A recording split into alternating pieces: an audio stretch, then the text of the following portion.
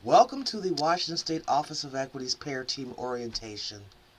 We are so delighted to have you here with us today. In the words of Governor Jay Inslee, we are going forward to a new normal, to a more just normal. So I want you just to settle in, breathe, butts back in your chair, feet flat on the floor, and take deep breaths in, deep breaths out, and relax. We know that there's a lot going on in the world today, and I just want to briefly do me. I'm going to take us back to 2020. 2020 ushered in a decade of both historic challenge and historic opportunity. In January, the COVID-19 pandemic swept across the earth and nearly every aspect of our lives. By March, Blacks, Latinos, and people fully fluent in their native language experienced significantly higher hospitalization and death rates than whites. By April 2020, states moved to safely reopen the economy. Remember that? And 1 month later, the world watched the murder of Mr. George Floyd by police officers responding to a call from a store clerk claiming that he had paid for cigarettes with a counterfeit $20 bill. Millions protested and demanded racial justice worldwide, as well as here in Washington State.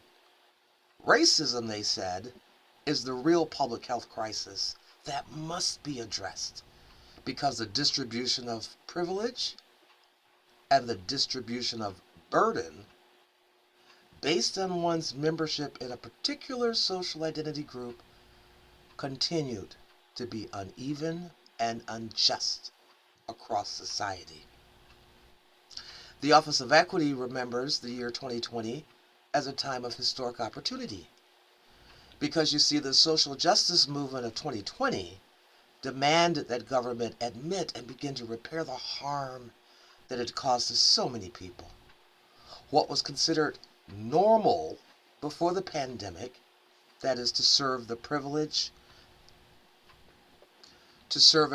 some at the expense and erasure of others, that was no longer acceptable to people worldwide and in this state. In fact, people across the state flooded our office and they mobilized to hold state leaders accountable for ending disparities, especially racial and ethnic disparities, in hiring and promotions, state spend, and service delivery that resulted in harm, suffering, and deaths.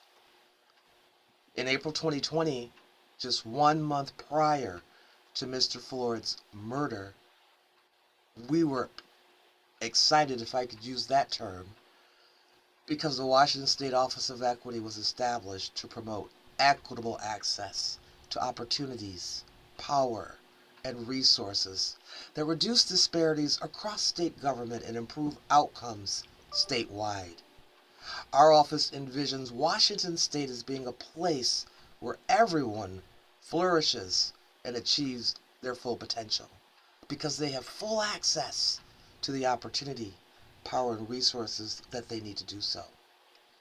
We envisioned health, wealth, and well-being for all, and peace, prosperity, and possibility for generations to come.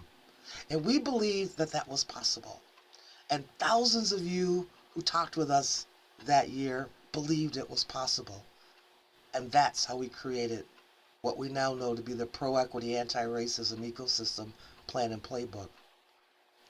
Before I talk about the plan and playbook, though, why is this important to me?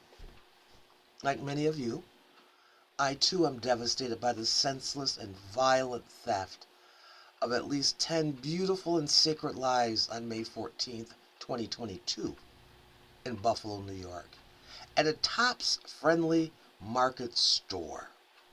And according to reports, the mass shooting was committed by a shooter that described himself as a white supremacist. Like many of you, I hurt because we recognize the mental and emotional trauma that will follow the people who survived and witnessed this racist attack. And we grieve for all of those who've been lost to white supremacist terrorism. Imagine if the victims were your child, your parent, sibling, friend, colleague. Imagine that they ran out of milk and needed to go to the store that day, but they never returned home. How would you feel? How would you react knowing that because of their very existence at that time and at that place, they were ruthlessly targeted and gunned down? Or imagine they come to work for the state one day, to bring their A game, to work with their colleagues to give the best service that they can to Washingtonians who come to us in need. They have a great idea. They bring it up at the team meeting. They're shut down. They're ignored. Someone else suggests their idea and suddenly it's the best thing since sliced bread. Because you see, the person who restated and elevated and amplified their suggestion was white or male. I lost a nephew this weekend because he, as a young black man in America, felt that he didn't have a chance to go to the store, to jog, to sleep in his own home without fear of being shot because he was black. And although his mother got him help, talked with him, told him how brilliant he was, so much to live for, they had an incredible Mother's Day together, when Buffalo hit, he decided to join those lives who are now resting prayerfully in peace. And in coming weeks, we'll likely hear talking heads discuss how the mass shooting was a heinous act of a lone individual. We believe that Dr. King was right when he said that darkness cannot drive out darkness, only light can do that. That hate cannot drive out hate, only love can do that. And these devastating moments show us that we must commit ourselves to building a pro-equity, anti-racism ecosystem where love is at the center. And as you'll notice, love is one of the values for our pro-equity, anti-racism ecosystem. So we're proud to present the Washington State PEAR Plan and Playbook.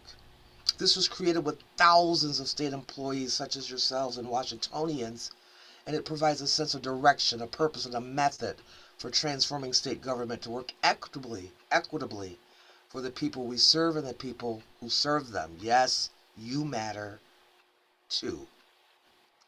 The plan that the staff will go over today we've got a plan, and that contains our 5-year roadmap and framework for creating this PEAR ecosystem. And there's a playbook, a section, appendices, that provides you with the tools, the resources, the best practices that your agency leaders and yourselves are going to need to create, implement, and evaluate the effectiveness of the work that you do.